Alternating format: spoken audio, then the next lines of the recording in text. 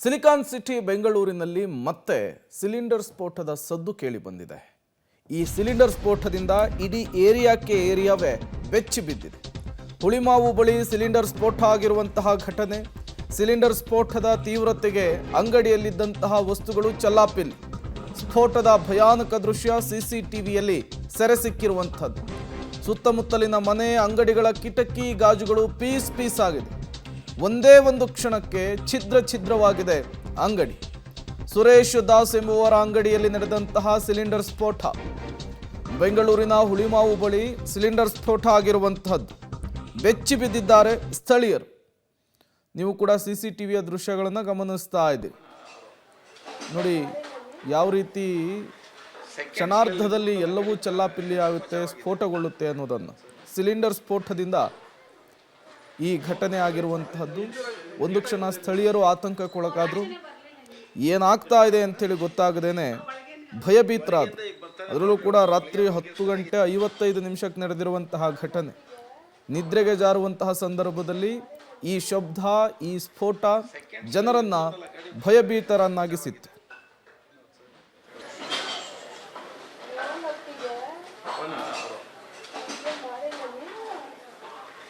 ಸೆಕೆಂಡ್ಸ್ಗಳಲ್ಲಿ 3-4 ಗಾಡಿ ಬಚಾವಾಗಿದೆ.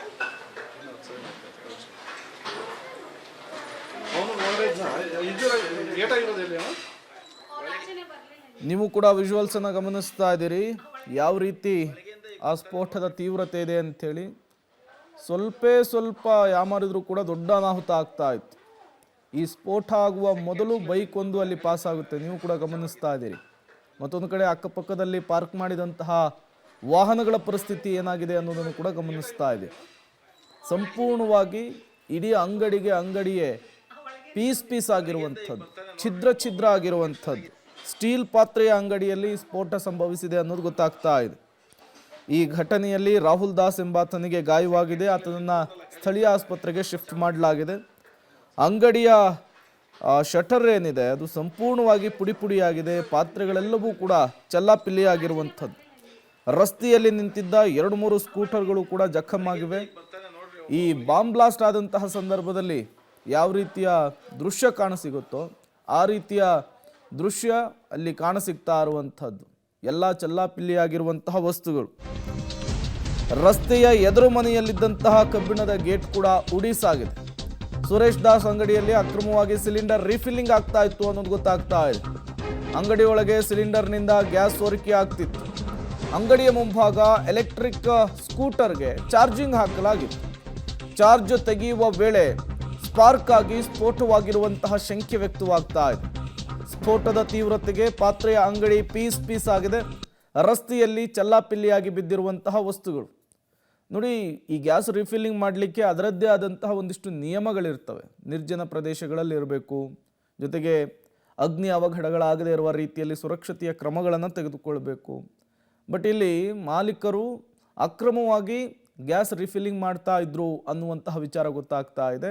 ಗ್ಯಾಸ್ ಸೋರಿಕೆಯಿಂದ ಈ ಸ್ಫೋಟ ಸಂಭವಿಸಿರುವಂತಹ ವಿಚಾರ ಕೂಡ ಗೊತ್ತಾಗ್ತಾ ಇರುವಂಥದ್ದು.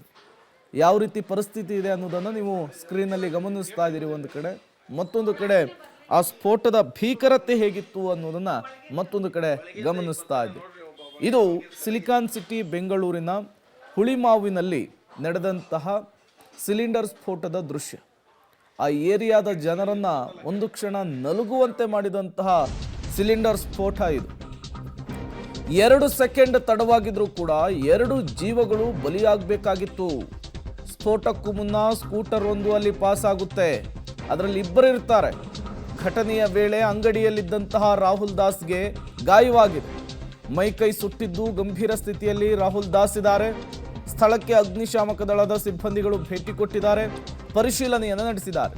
ಸದ್ಯ ಆಸ್ಪತ್ರೆಯಲ್ಲಿ ಚಿಕಿತ್ಸೆಯನ್ನು ಪಡಿತಾ ಇದ್ದಾರೆ ರಾಹುಲ್ ದಾಸ್. 2 ಸೆಕೆಂಡು ಹೆಚ್ಚು ಕಡಿಮೆ ಆಗಿದ್ರು ಕೂಡ 2 ಜೀವಗಳು ಈ ಸ್ಫೋಟಕ್ಕೆ ಬಲಿಯಾಗಬೇಕಿತ್ತು. ನೀವು ಕೂಡ ಸಿಸಿಟಿವಿ ಫುಟೇಜನ್ನು ಗಮನಿಸ್ತಾ ಇದ್ದೀರಿ. ಜಸ್ಟ್ 2 ಸೆಕೆಂಡ್ ಅಷ್ಟೇ ಆ ಅಂಗಡಿಯ ಮುಂದೆ ಸ್ಕೂಟರ್ ಒಂದು ಪಾಸ್ ಆಗುತ್ತೆ. ಅದರಲ್ಲಿ ಇಬ್ಬರು ಇರ್ತಾರೆ ವಾಹನ ಸವಾರರು. ಸ್ವಲ್ಪ ಯಾಮಾರಿದ್ರು ಆ ಇಬ್ಬರೂ ಕೂಡ ಈ ಸ್ಫೋಟಕ್ಕೆ ಬಲಿಯಾಗಬೇಕಿತ್ತು. ಅದೃಷ್ಟವಶಾತ್ ಇಬ್ಬರೂ ಕೂಡ ಸೇಫ್ ಆಗಿದ್ದಾರೆ. ಬಟ್ ಅಂಗಡಿಯ ಬಳಿ ಇದ್ದಂತಹ ಒಬ್ಬ ವ್ಯಕ್ತಿಗೆ ಸಣ್ಣ ಪುಟ್ಟ ಗಾಯ ಆಗಿರುವಂತಹದ್ದು, ಮೈ ಸುಟ್ಟಿರುವಂತಹದ್ದು. ಆತನನ್ನು ಸ್ಥಳೀಯ ಆಸ್ಪತ್ರೆಗೆ ಶಿಫ್ಟ್ ಮಾಡಿರುವಂಥದ್ದು. ಯಾವಾಗ ಸ್ಥಳಕ್ಕೆ ಅಗ್ನಿಶಾಮಕ ದಳದ ಸಿಬ್ಬಂದಿಗಳು ಬಂದರೋ ಆವಾಗ ಈ ಗ್ಯಾಸ್ ರೀಫಿಲ್ಲಿಂಗ್ ವಿಚಾರ ಬಹಿರಂಗವಾಗಿದೆ. ಮತ್ತಷ್ಟು ಡೀಟೇಲ್ಸ್ ಅನ್ನು ಕೊಡ್ತಾರೆ ನಮ್ಮ ಪ್ರತಿನಿಧಿ ಪ್ರಕಾಶ್, ನೇರ ಸಂಪರ್ಕದಲ್ಲಿ ಜಾಯಿನ್ ಆಗಿದ್ದಾರೆ. ಪ್ರಕಾಶ್, ಹೇಗೆ ನಡೀತು ಈ ಘಟನೆ? ಜೊತೆಗೆ ಈ ಗ್ಯಾಸ್ ರೀಫಿಲ್ಲಿಂಗ್ ವಿಚಾರಕ್ಕೆ ಸಂಬಂಧಪಟ್ಟಂತೆ ಸ್ಥಳೀಯರಿಗೆ ಯಾರಿಗೂ ಮಾಹಿತಿ ಇರಲಿಲ್ವಾ, ಹೇಗೆ ಅಂತ? ಎಸ್ಪರಂ ಏನಂತ ಹೇಳಿದ್ರೆ, ಕಳೆದ ರಾತ್ರಿ ನಡೆದ ಘಟನೆ ಇದಾಗಿರುವಂಥದ್ದು. ಏನು ಬೆಂಗಳೂರಿನ ಹುಳಿಮಾವಿನ ಒಂದು ಜನತಾ ಕಾಲೋನಿಯಲ್ಲಿ ಘಟನೆ ನಡೆದಿರುವಂಥದ್ದು. ಅದೃಷ್ಟವಶತ್ತು ಭಾರಿ ಅನಾಹುತವೇ ತಪ್ಪಿದೆ ಅಂತಲೇ ಹೇಳ್ಬೋದು. ಆ ದೃಶ್ಯಗಳನ್ನು, ಆ CCTVಯಲ್ಲಿ ಇರುವಂಥ ದೃಶ್ಯಗಳನ್ನು ನೋಡಿದ್ರೆ ಯಾವುದೋ ಒಂದು ಬಾಂಬ್ ಬ್ಲಾಸ್ಟ್ ಆಗಿದೆ ಅನ್ನೋ ನಿಟ್ಟಿನಲ್ಲಿ ಅದು ಗೋಚರ ಆಗ್ತಾ ಇರುವಂಥದ್ದು. ಅದಲ್ಲದೆ ಆ ಸ್ಥಳೀಯರಿಗೂ ಸಹ ಸಾಕಷ್ಟು ರೀತಿಯಲ್ಲಿ ಆತಂಕ ಮನೆ ಮಾಡಿತು. ಕೆಲ ಸೆಕೆಂಡ್ನಲ್ಲಿ ಇದು ನಡೆದಂಥ ಘಟನೆ ಇದಾಗಿರುವಂಥದ್ದು. ಏನಂತ ಹೇಳಿದ್ರೆ, ಅಲ್ಲಿ ಜನತಾ ಕಾಲೋನಿಯಲ್ಲಿ ಇರುವಂಥ ಒಂದು ಪಾತ್ರೆ ಅಂಗಡಿಯಲ್ಲಿ ಏನು ಒಂದು ಈ ಸಿಲಿಂಡರ್ ರೀಫಿಲ್ಲಿಂಗ್ ಅನ್ನು ಮಾಡಲಾಗ್ತಾ ಇತ್ತು ಅಂತೇಳಿ ಅಲ್ಲಿನ ಸ್ಥಳೀಯರು ಒಂದು ಮಾಹಿತಿಯನ್ನು ಕೊಟ್ಟಿರುವಂಥದ್ದು. ಇದೇ ಅಂಗಡಿಯ ಮುಂಭಾಗ ಒಂದು ಖಾಸಗಿ ಆಸ್ಪತ್ರೆ ಕೂಡ ಇರುವಂಥದ್ದು. ಈ ಆಸ್ಪತ್ರೆಯಲ್ಲೂ ಸಹ ಸಾಕಷ್ಟು ಜನರು ಇದ್ದರು. ಏನಂದರೆ, ಈ ಅಕ್ಕಪಕ್ಕದ ಸಾಕಷ್ಟು ಸುಮಾರು ಮನೆಗಳಲ್ಲಿ ಕಿಟಕಿ ಗ್ಲಾಸ್ಗಳು ಸಹ ಸಂಪೂರ್ಣವಾಗಿ ಜಖಮ ಆಗಿರುವಂಥದ್ದು. ಆ ಸ್ಥಳದಲ್ಲಿ ನಾವು ಏನು ಅಲ್ಲಿ ಭೇಟಿ ನೀಡಿದಾಗ ಅಲ್ಲಿ ರಸ್ತೆ ತುಂಬೆಲ್ಲ ಗಾಜಿನ ಚೂರುಗಳೇ ಬಿದ್ದಿರುವಂಥದ್ದು. ಸ್ಥಳಕ್ಕೆ ಏನು ಅಗ್ನಿಶಾಮಕ ಸ್ಥಳದ ಸಿಬ್ಬಂದಿಗಳು ಸಹ ಒಂದು ಭೇಟಿ ನೀಡಿ ಆ ಬೆಂಕಿ ನಂದಿಸುವಲ್ಲಿ ಸಂಪೂರ್ಣವಾಗಿ ಸಫಲ ಆಗಿರುವಂಥದ್ದು. ಎಂತ ಹೇಳಿದ್ರೆ, ಈ ದುರಂತ ಸಂಭವಿಸಿದ್ರೆ ಕೆಲವೇ ಸೆಕೆಂಡ್ಗಳಲ್ಲಿ ಭಾರಿ ಅನಾಹುತ ಆಗ್ತಿದ್ದು. ಈ ಪ್ರಕರಣದಲ್ಲೂ ಸಹ ರಾಹುಲ್ ದಾಸ್ ಎಂಬ ಏನು ಕಾರ್ಮಿಕನಿಗೆ ಅಲ್ಲಿ ಅಂಗಡಿಯನ್ನು ಕ್ಲೋಸ್ ಮಾಡ್ತಿದ್ದಂಥ ಆತನಿಗೆ ಸಂಪೂರ್ಣವಾಗಿ ಸುಟ್ಟಂಥ ಗಾಯಗಳಾಗಿರುವಂಥದ್ದು. ಆತ ಕೂಡ ಏನು ಖಾಸಗಿ ಆಸ್ಪತ್ರೆಯಲ್ಲಿ ಒಂದು ಚಿಕಿತ್ಸೆಯನ್ನು ಪಡೆದಿದ್ದಾನೆ. ಅದಲ್ಲದೆ ಆ ಅಂಗಡಿಯ ಪಕ್ಕದಲ್ಲಿ ಮತ್ತು ಮುಂಭಾಗದಲ್ಲಿದ್ದಂಥ ಮನೆಯಲ್ಲಿದ್ದಂಥ ಮಕ್ಕಳಿಗೂ ಸಣ್ಣ ಪುಟ್ಟ ಗಾಯಗಳಾಗಿರುವಂಥದ್ದು. ಅವರು ಕೂಡ ಖಾಸಗಿ ಆಸ್ಪತ್ರೆಯಲ್ಲಿ ದಾಖಲಾಗಿ ಚಿಕಿತ್ಸೆಯನ್ನು ಪಡೆಯಲಾಗ್ತಾ ಇದೆ. ಸುಮಾರು ಏನಂತ ಹೇಳಿದ್ರೆ, ಸುಮಾರು 200 ಮೀಟರಷ್ಟು ದೂರಕ್ಕೂ ಹೆಚ್ಚು ದೂರ, ಅಂದರೆ ಸರಿಸುಮಾರು 1 ಕಿಲೋಮೀಟರ್ ದೂರಷ್ಟು ದೂರ ಈ ಸ್ಫೋಟದ ಶಬ್ದ ಕೇಳಿಸಿರುವಂಥದ್ದು ಸಾಕಷ್ಟು ರೀತಿಯಲ್ಲಿ ಜನರಿಗೆ ಆತಂಕ ಮೂಡಿಸಿದೆ.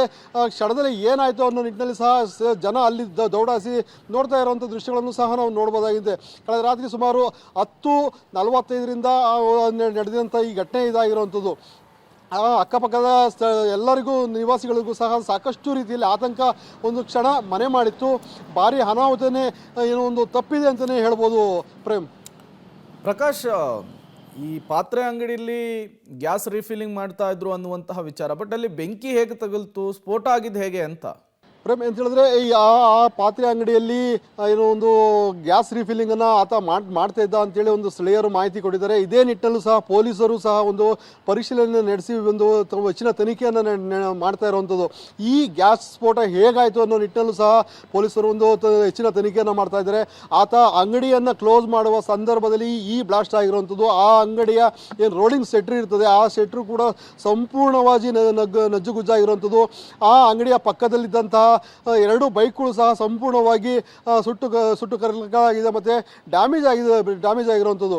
ಈ ಸ್ಫೋಟದ ತೀವ್ರತೆಗೆ ಸಾಕಷ್ಟು ರೀತಿಯಲ್ಲಿ ಅಲ್ಲಿದ್ದ ಅಕ್ಕಪಕ್ಕದ ಮನೆಗಳಿಗೂ ಸಹ ಹಾನಿಯಾಗಿದೆ. ಅಲ್ಲಿದ್ದಂಥ ಕಿಟಕಿ ಬಾಗಿಲುಗಳ ಗಾಜುಗಳು ಪೀಸ್ ಆಗಿರುವಂಥದ್ದು. ಈ ಮೂಲ ಕಾರಣ ಈತ ಏನಂತ ಹೇಳಿದ್ರೆ, ರೀಫಿಲ್ಲಿಂಗ್ ಅನ್ನು ಮಾಡಿ ಆ ಸಂದರ್ಭದಲ್ಲಿ ಏನಾದರೂ ಶಾರ್ಟ್ ಸರ್ಕ್ಯೂಟ್ ಆಯಿತಾ, ಇಲ್ಲ ಬೆಂಕಿ ತಗಲಿದೆ ಅನ್ನೋ ನಿಟ್ಟಿನಲ್ಲೂ ಸಹ ಈಗ ಪೊಲೀಸರು ಒಂದು ಆಯಾಮದಲ್ಲಿ ಒಂದು ಹೆಚ್ಚಿನ ತನಿಖೆಯನ್ನು ಮಾಡ್ತಾ ಇರುವಂಥದ್ದು. Prem, okay, thank you Prakash ತಮ್ಮೆಲ್ಲ ಮಾಹಿತಿಗಾಗಿ. ಬೆಂಗಳೂರು ನಗರದ ಹುಳಿಮಾವು ಜನರನ್ನ ಈ ಸಿಲಿಂಡರ್ ಸ್ಫೋಟ ಬೆಚ್ಚಿ ಬೀಳಿಸಿರುವಂಥದ್ದು.